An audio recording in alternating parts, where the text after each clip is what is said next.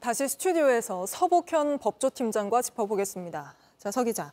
주식을 싸게 팔자 김건희 여사가 항의했다. 예. 이 대목, 검찰이 김 여사에게 유리하게 해석했다고 볼 수 있는 거 아닙니까? 맞습니다. 검찰은 이 항의가 김 여사가 주가 조작을 몰랐다는 근거다 이렇게 설명을 했습니다. 그러니까 주가 조작을 알았으면 왜 항의를 했겠느냐 이런 설명인데요. 네. 하지만 이 거래로 김 여사는 어림잡아 1억 원의 돈을 잃었습니다. 그러면 만약에 주가 조작을 하는 줄 알았어도 충분히 항의를 할 수 있는 대목이죠. 네, 1억이면 큰 돈이니까요. 그렇죠. 예. 그리고 만약에 검찰의 설명처럼 주가 조작을 몰랐다면요.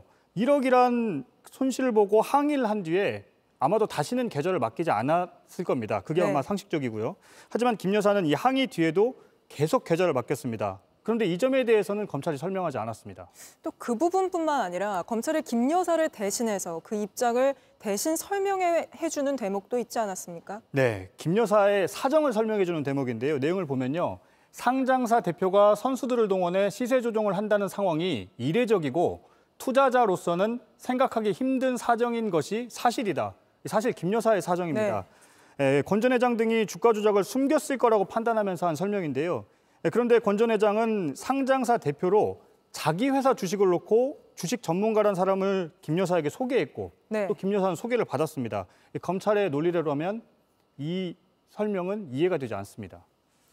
또 김 여사가 검찰 조사에서 기억이 안 난다고 진술을 했는데 거기에 대해서도 검찰이 10여 년 전이기 때문에 기억이 안 날 수도 있다. 예. 이렇게 말하지 않았습니까? 이른바 7초 매도에 대해서 설명하는 과정에서 그런 설명이 나온 건데요.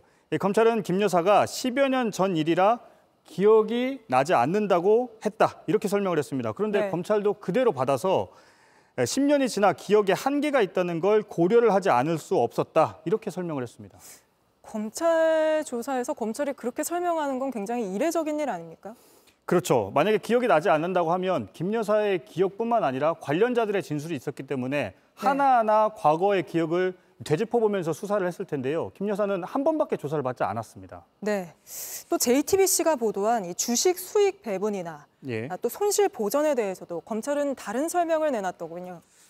맞습니다. 우선 1차 주포 이모 씨는 김 여사가 있는 자리에서 권 전 회장이 30에서 40% 수익을 주기로 했다. 이렇게 진술했습니다.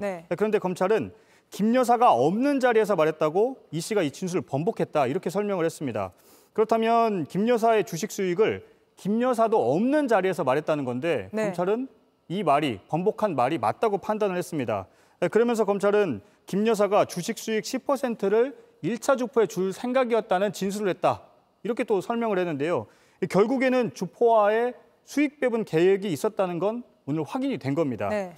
손실 보전 설명도 좀 짚어봐야 되는데요. 주포가 김 여사에게 보낸 4,700만 원은 당시 확신이 있었던 게 아니라 대충 금액이 비슷해서 손실 보전과 일치한다며 주포에게 물었다. 이러면서 당연히 부인했다. 이런 설명을 했습니다. 당연히 수사나 추가 조사로 확인을 하고 물었어야 하는 부분을 추측만 가지고 피해자를 추궁했다. 이런 점을 인정한 겁니다. 그러니까 추측만 갖고 피해자를 추궁했다. 이런 걸 인정하는 모습도 굉장히 이례적인 것 같습니다. 만약에 추측이고 사실과 다른 부분을 놓고 피해자를 추궁했다면 피해자 입장에서는 함정조사라고 바라볼 수도 있는 대목입니다. 네, 알겠습니다. 서복현 기자, 지금 일단 여기까지 짚어보고 또 이따가 다시 짚어보도록 하겠습니다. JTBC 뉴스를 시청해 주셔서 고맙습니다. 저희는 저녁 6시 50분 뉴스룸에서 뵙겠습니다.